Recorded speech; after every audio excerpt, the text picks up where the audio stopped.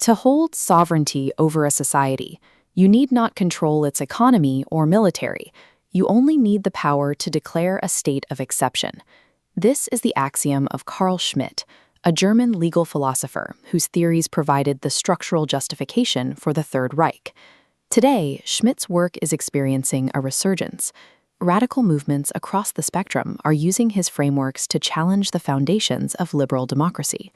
His masterwork, The Concept of the Political, operates as a precise formula for constructing a totalitarian state. This formula is effective because it targets a specific exploit in human neurobiology, the evolved mechanics of how we process faces.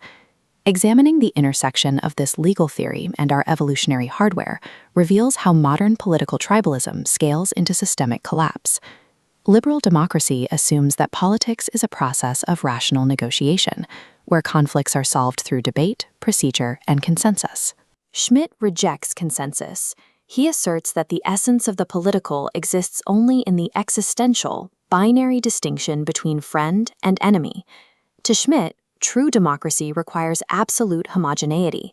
The rulers and the ruled must be visually and ideologically identical. This demand for homogeneity leads to the isolation and eventual exclusion of any element deemed heterogeneous. Anyone who does not conform is designated as an existential threat. This friction produces a state of exception, a crisis where standard constitutional laws are rendered ineffective at maintaining order.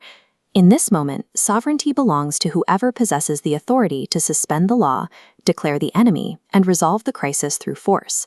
By defining politics as an existential war, Schmitt creates a structural loop where parliamentary debate is viewed as a fatal weakness, leaving a dictator as the only functional option. These political binaries scale effectively because they mirror evolutionary survival mechanisms. This is the fusiform face area, or FFA, a region in the inferior temporal cortex responsible for human facial recognition. Studies of blood oxygenation levels show that when a subject views an in-group face, the FFA exhibits high activity. The brain encodes the person with high resolution. But when viewing an out-group face, that signal drops. The brain experiences a neurological deficit in encoding out-group members.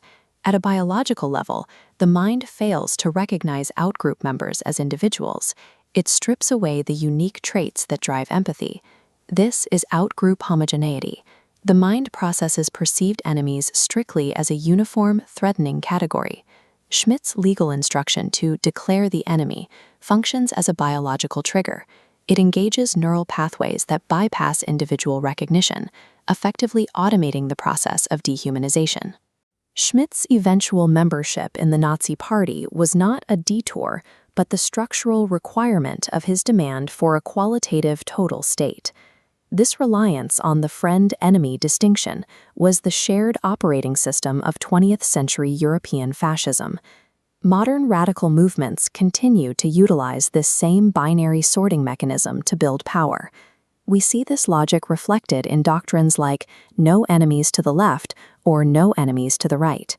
These funnels force individuals to either adopt the most extreme in-group position or be categorized as an existential threat to the collective.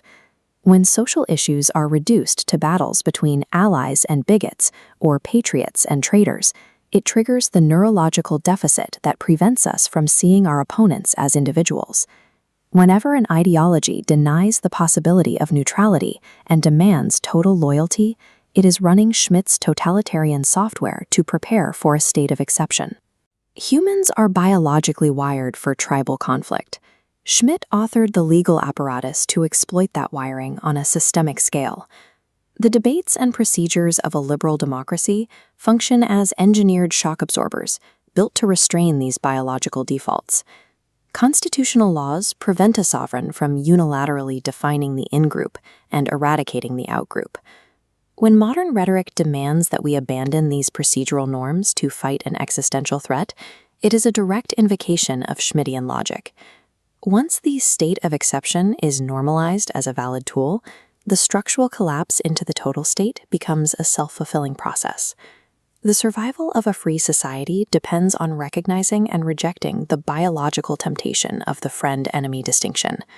We must refuse the comfort of totalitarian simplicity.